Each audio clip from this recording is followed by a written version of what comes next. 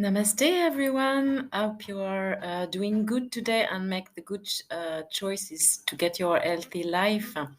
Today, I will talk about animal products and about the worst and the best. Uh, so, we are going to talk here about animal products, meat, fish, dairy products, and eggs, and we are going to see what place they could take in your diet. Meat is not forbidden in Ayurveda, and the contrary, it can be advocated in many cases. We will talk about it later. This is not a chapter that takes into account ethical issues, although I will still talk about them, but rather gives information to guide those who have made the choice not to be vegetarian or vegan. And the goal is always to move towards more freedom and autonomy. So, particular characteristics of these products and potential problem I'm gonna talk about. One of the big challenges of our diet is the micronutritional richness, and we generally think in terms of fruit and vegetables. But it is too often ignored that animal products are very rich in micronutrients, provided that the animals themselves have consumed suitable and rich food. If the animal was raised outside in the sun, ate grass with a diet rich in micronutrients, this will be found in its flesh. Raised in good condition, an animal's liver is a a macronutritional bomb because the liver stores vitamin and a good part of the minerals. Conversely, an animal that grazes on grass treated with pesticides and fungicides will concentrate these toxic products, particularly in its fatty part. It is the same with antibiotics. This is how we find fish loaded with heavy metals. The bigger the animal, the more it will have eaten, and the more these products will be concentrated in its flesh. If the animal was raised in good condition, its flesh will therefore be rich in micronutrients, which are also particularly bioavailable. We are very well equipped to digest animal products, much better than for vegetables, whose cellulose can be problematic for some people. In animal products, we therefore find both the best and the worst. In the worst case, there are also the problems of protein overload in the event of too much consumption of this family of foods. And what will especially be interesting are the animal fats, in which there are many fat soluble vitamins, and provided that they are introduced in suitable quantity and quality, of course. The benefit of consuming animal products are real, provided that the animals have been raised in good conditions. The more an organism is weakened, the more difficult it is for the person to do without animal products. Indeed, a tired person finds it difficult to digest, assimilate, and use the nutrients found in plant products, while a person who has a very good vitality will undoubtedly adapt to a vegetarian or vegan diet. In Ayurveda, meat and bones meal are often used to elevate bone imbalances like arthrosis, breaks, osteoporosis, etc., with special soup. And a food plan intended for tired, chilly, depressed people includes animal products in order to compensate for possible deficiencies with the diet composed only of plants. So, what about the eggs? All animal products are not equivalent in terms of the digestibility and impact on the environment. Focus on food quality. So, we will speak exclusively of organic animals raised in the open air, grass fed for herbivores, and which have received the physiological diet corresponding to their species. It is an essential base. Among animal products, eggs are foods that are particularly like. Already, we can produce them at home very easily. They do not require killing an animal. It is a kind of partnership between the hen and the human being. The egg is a complete food. The egg yolk is rich in very high quality processed fat loaded with fat soluble vitamins. Egg white provides highly digestible proteins. From experience, the less it is cooked, the better it is. Cooking tends to alter the quality of the yolk in particular. Cooking makes proteins more digestible but decreases nutritional quality. It is very easy to consume a raw egg. For example, you can it to incorporate it into a salad dressing. Raw egg yolk can also be used to prepare mayonnaise. And of course, choose organic eggs at minimum, ideally from farms near you where the hens are free range. You should be able to find even that in some of the markets. And about the milk, animal milk contains a great wealth of nutrients. It is composed mainly of sugars that we call lactose, proteins we call casein, and fats. When talking about dairy products, it is imperative to specify what exactly we are talking about. People allergic to dairy products are in fact mostly allergic to casein, which is a protein found in dairy products. This clarification is very important because butter contains practically no casein because it is made up of milk fat. And please note there is a huge difference between raw dairy products and pasteurized dairy products. They can be stored at room temperature because the microbial life has completely disappeared. And it is the microbes that ensure the decomposition and transformation of the product, thus improving its digestibility. In addition, pasteurized milk has lost all of its enzymatic content and has seen its micronutritional content greatly altered. In the fresh section, you can find unpasteurized milk. This is the best. Another feature to consider is fermentation. Traditionally, traditionally, people who consume a lot of milk fermented it in order to initiate a process of pre-digestion and thus make it much more digestible. A fermentation of 36 to 48 hours in the old way will also be much more favorable than a modern short fermentation of less than 12 hours, which is found even with organic yogurts.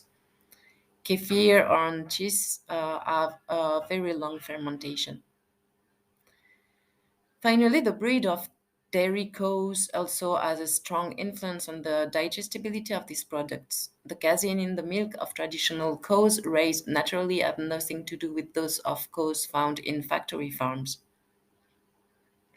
In summary, it is better to give preference to fermented organic dairy products whose animals have been raised in the open air. Among the fermented milk products, you have preferably yogurts to lengthen the fermentation time, strainers or goat cheese. Kefir is a milk in which mushroom have always been added to initiate this pre-digestion process. Homemade or artisan cheeses with raw milk.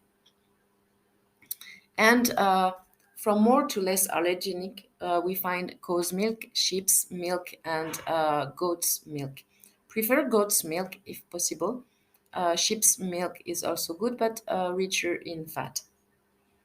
Ghee from butter is a very interesting product, especially if it is a butter made from raw milk from naturally raised cow. Ghee is devoid of toxin, unlike butter, and it's also very good for the digestive system to add ghee in your diet.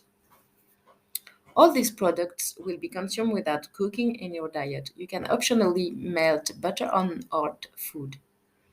Above all, be free not to consume dairy products if they not appeal to you. So now, can we do without meat? We generally associate a healthy diet with vegetarianism. Can we do without meat? The answer is it depends. It depends on your body's ability to find enough mineral, micronutritional protein, and fatty acid sources in the plant products you are going to consume.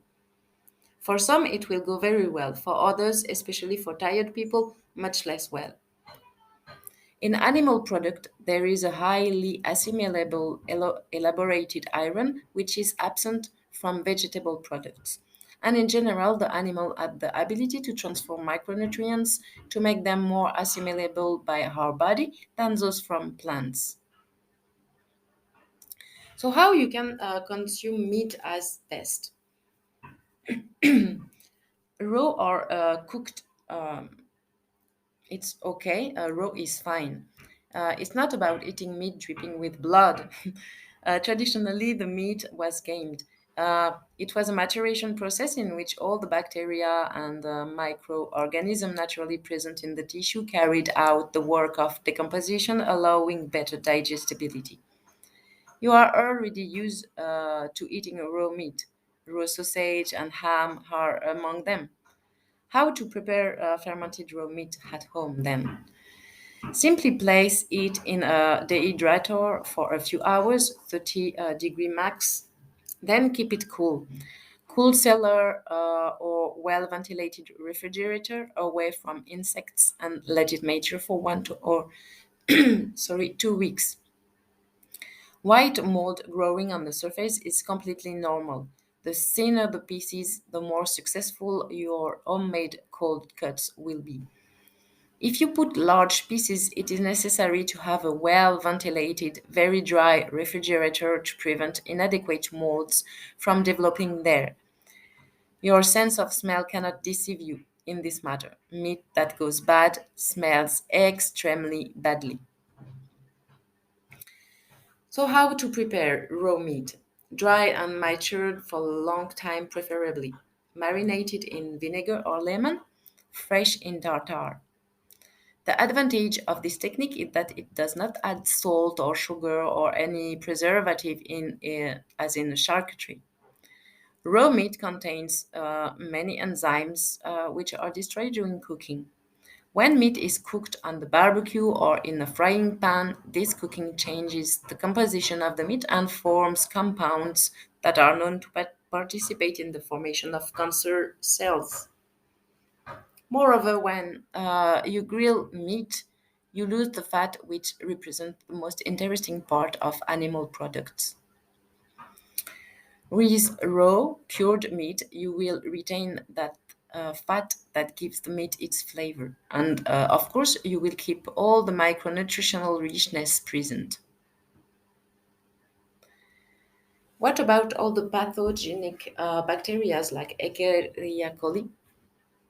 It must be understood that on the surface of all plant and animal products, there is a huge contingent of bacteria that guarantees the microbial stability of the products you are going to consume.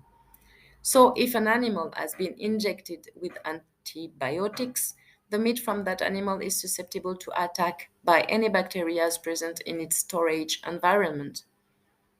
From experience, I have never seen bacterial contamination of meat provided you follow proper meat aging techniques. That is to say, surface drying and maturation at less than 7 or 8 degrees Celsius, above 10 degrees Celsius, you take risks. Let's also not forget that the hydrochloric acid in our stomach is there to sterilize our food bowl. It is also possible to eat raw and fresh meat. For example, you can mix an egg yolk with a minced steak to obtain a steak tartare. But drying and curing raw meat is one of the best ways to consume raw meat. You can also marinate raw meat in acid products like lemon vinegar for a few hours.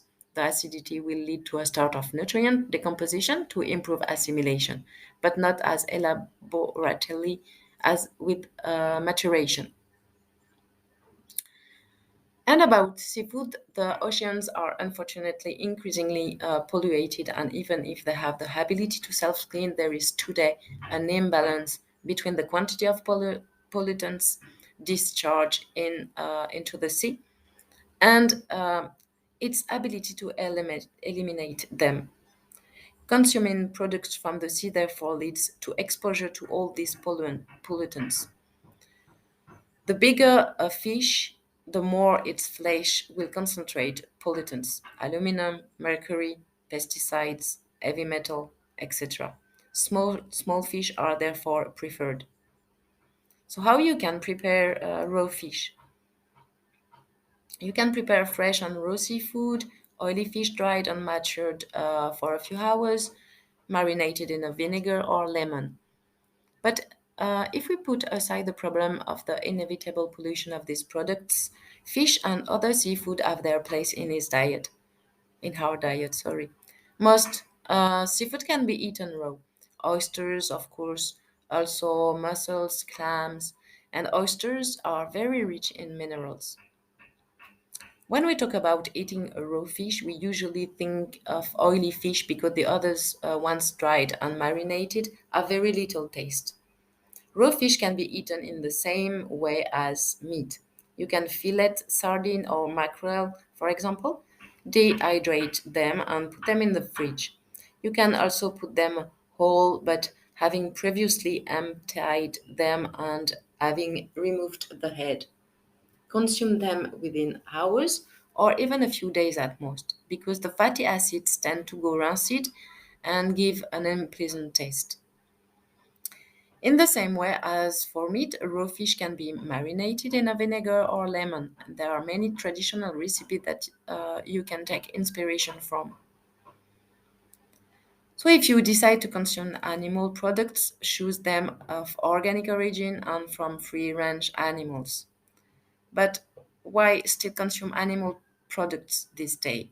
I'm not going to decide for you on an ethical level. I'm here to talk about nutrition and Ayurveda. The animal seems to me a very important step between nature and human. Personally, the ideal mode of operation for my farm would be to have hens and a few sheep or goats to make the butter, as plant production can be unpredictable from one year to the next. But again, whether or not you include animal products in your diet is up to you.